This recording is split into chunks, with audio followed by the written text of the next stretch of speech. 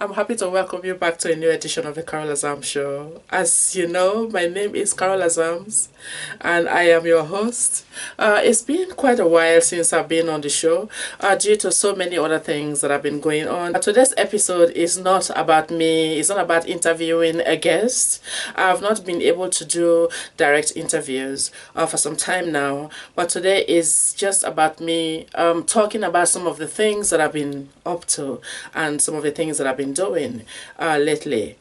So I'm just going to start by congratulating the 100 women in my new book that is due to be released on the 30th, which is just 2 days away. Congratulations to all of you. I'm very excited to welcome you all into the fold of newly published authors. So congratulations.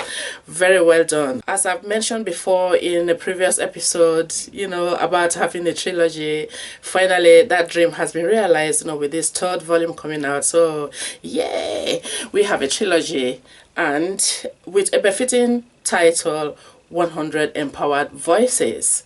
So I am very thrilled, very excited about it because for me personally it's a great achievement for the fact that all three books have been published in this very same year, even though the journey started since 2020, with the first volume with 101 women, second volume featuring 120 women, and this time around we are featuring 100 more women. So it's a great achievement and I think it is amazing. And before you start asking how did you manage to bring all these women to come to feature in your book, I guess you are able to answer some of those yourself. You can imagine it, because it is not easy working with that many women at the same time at all. So much energy must have been put into creating the content and the talks, the questions, the answering back and forth, going back and forth every single day up to the point of going to print. It's been a very busy and interesting period. I wouldn't call it stressful or whatever, because I quite enjoy the process of publishing, and book publishing is actually something that I am in love with, honestly. I can't deny that the process is not stressful. It is difficult, just like in everything else. Nothing good comes easy. So, but in all, I have enjoyed the process, reaching out to them, talking to them, inviting them, and them accepting, and then starting the process at all put together. I'm not regretting everything. I enjoy it, absolutely enjoy it. And so you can see why I keep going. We are here now, and I think everyone is smiling. So I'm clapping for everyone, including myself, of course. I'm not stopping either. I haven't been able to bring 300 plus women into this platform of Skyline, and allowing them to express themselves in their own unique way. There is nothing as powerful as letting people tell their own stories in their true unique voices. So this is a powerful thing, just like some of the women have told me as well.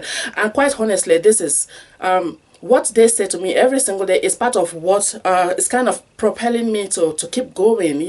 At the end of the day, I'm doing something that I love. I am being able to create a platform for women all over the world to share their stories and speak from their heart, the way they feel, and express their personal feelings. So I think it is amazing.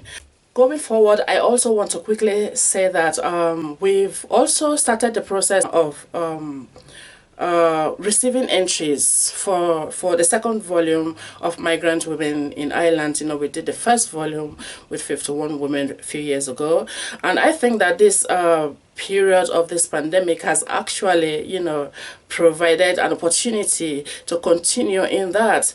I believe that women always have the worst end of everything, and that can be made worse during a situation of a pandemic, especially in the sense that we are going through this difficult period. We are living through such a big crisis, and then on top of that, you're living in a foreign country where you don't have that immediate family support system. So I think that this pandemic period has actually provided the opportunity for me to go back and reach out to more migrant women just to find out how they've been coping, how they've been, managing their own system by themselves, if the system have treated them any differently or not. Just generally, just interested to find out what is going on. So because of that, we've started the second process. This is a way that I've actually created in trying to get these women and make them to talk back and speak their minds, which I think is great. So volume 2 entries is going on. Migrant woman, for me, the description of any migrant is somebody who is living in any country other than your country of origin. So if you come from another country and you've settled down in Ireland, to me, you are a migrant woman. Okay, so please, if you're interested to feature in this second volume of the book, you can reach out to me directly, or you contact Monica Manze, who is in charge of the project this time around. Also, we have started the UK version of it as well. So I know that in Britain, it can be a little bit different in the sense that, for those people that want to take part, in the sense that the first generation of migrants in the UK must be, really, really old now, of different ages. Let me just put it that way. But there is a lot of second generation. But however, whether you're a first generation migrant, second generation migrant, or even a third one, if you feel that you are interested and you want to feature in this book, please contact Jaswinda Charlie, who is in charge of the project. Again, you can contact me directly, and I think I will point you to the right direction. This is very important. So much has been going on. It's not just about one country. It's been so difficult for a lot of people, and always, whether we like it or not, the migrant people always have the worst end of the stick. And I want to hear your story, so please come out and speak to me. Come out and share your experience and let the world know what has been going on around you. All right, we want to make something out of it, something that we can be proud of in the future, something that people that are not here at this point can actually look into, because we never can tell what piece of information that can become very, very useful for the people in the future. So that's exactly what we're doing, and that is my mission anyway, trying to get everything together, what is going on now, putting all these stories together and keeping them for future referencing. If you're interested to participate in the second volume of Inspired Migrant Women in Ireland, you must be living in the Republic of Ireland, somehow to be able to feature in that particular book. If you're a migrant woman by any way at all, living anywhere in the United Kingdom, you are eligible to take part in the version of the UK one, which is going to be the first volume. So I am looking forward to hear from all of you.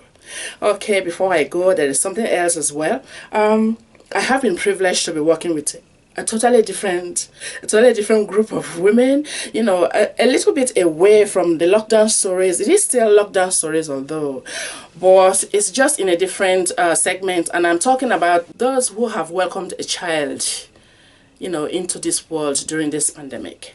And I call this the pandemic babies, because it is all about the babies that have been born either shortly before the first lockdown or during the lockdown period. It's been difficult. Some of them have talked about how they feel. They've actually felt that the world regulations, the world restrictions about that the government actually put in place to protect the pregnant women, but some of them have felt cheated out because their partners have not been able to be there for them to assist them in the way that they would have wanted, ideally. And the responses for that has also been very great. So far, we have about 60 women working on that as well. And I can tell you that that book is also going to be published next month.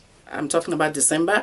Hopefully before the end of December, that book will also be published. I will bring more news about, release dates and publishing dates and all of that in the coming days. It might be you that I'll be inviting to join me in this publishing journey. I want to take this opportunity to thank you once again. I also want to take this opportunity to thank everybody else and wish everybody well, everything that you wish for yourself. So until I come your way again next time, it's goodbye, God bless, and take care.